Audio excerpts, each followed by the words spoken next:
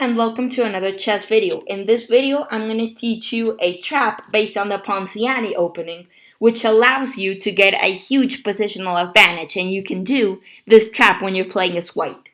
This trap is based on the Ponziani opening, so let's get right into it. And the Ponziani opening just consists of the moves e4, e5, knight f3, knight c6, and then c3.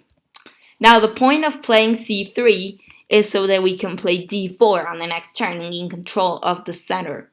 So this is known as the Ponziani opening.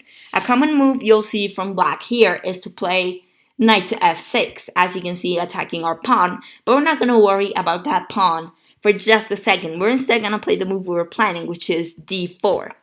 And if black captures our pawn with knight takes e4, we can play d5, as you can see, attacking black's knight on c6. Now let's take a look at the options white can do for defending the knight or moving the knight to safety. The first one is knight to a5, but as you can see, after b4, then the knight will just get trapped and it will get captured. So this is not a very good move. The next is to just play knight to b8, but as you can see, this is just a wasted move because that's where the knight was, and the knight then stays undeveloped. So this is also not a good move, and the move we want black to play is knight to d7. Knight to e7. Once black plays this, we're gonna play knight takes e5. As you can see, winning the pawn, which was unprotected because black already moved the protector of the e5 square. So now I would like to give you a little puzzle. Even though we already did the daily puzzle, I'm gonna give you a little daily puzzle, So I'm gonna. What would you play in this position if you were playing as black? I'll give you 5 seconds to think about it, and if you need more time, you can always pause the video. So once you thought about it, most of you are concerned about this knight in the center and that it was controlling key squares on black's territory, as you can see right here. So most of you were thinking about d6, which is a move to attack white's knight on e5. So if that is a huge blunder, as you can see. Well, you cannot see it yet, but if your opponent plays this, then the game is all yours. Because you can play a winning move, which is bishop to b5 check. As you can see, checking the black king. Let's take a look at the options that black has to block the check. First, black can block with a queen, but that will obviously not be good, since then the bishop would just take the queen, and that would not be a good trade for black. Next, they can play bishop to d7, as you can see, also blocking the bishop's attack on the king. So let's actually take a look at what would happen if black played bishop to d7. As you can see, if black plays bishop to d7, then we can play bishop takes d7. And as you can see, once the queen captures, because the king is in check, the king cannot capture the bishop because it's protected by the knight. The only move out of check is to capture with the queen, and then the queen would just get captured again. So this is not a good move for white. Now let's take a look at the other move that black can play. So if a logical move would be to block with c6. But once black blocks with c6, then we'll just play d takes c6, and then after black takes our knight, then we can play c takes b7.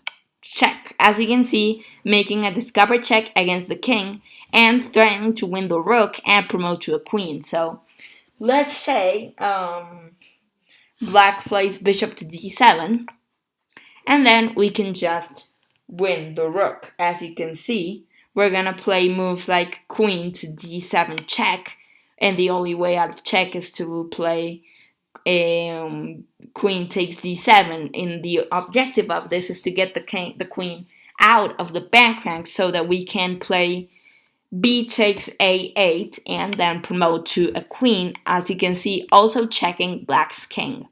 And then after black blocks with the knight, then we can just capture the queen like so. So this is also not a good move for black. Let's take a look at another thing that happens after we take this pawn on c6. Maybe our opponent, maybe black, does not capture our knight. Does not capture our knight, and sometimes just plays b takes c7. So once it plays b takes c7, then we're gonna play knight takes c6. As you can see, removing the attacker, and also once the knight moves, then the white bishop is able to capture the king. So once we capture with the knight, black's most logical move would be the same, knight takes c6. And then we can play bishop takes c6. And as you can see, we're creating a fork. We're attacking at the same time the king, the knight, and the rook on a8. And once the king moves, let's say king to e7, then we can just win the rook. So this is not a good move for white. So let's take a look at another move. So after queen b6, so let's see queen b6. So after I just messed it up. Actually, bishop takes e. So that I'm sorry. So if black does not take our knight, as you can see, we have a winning position.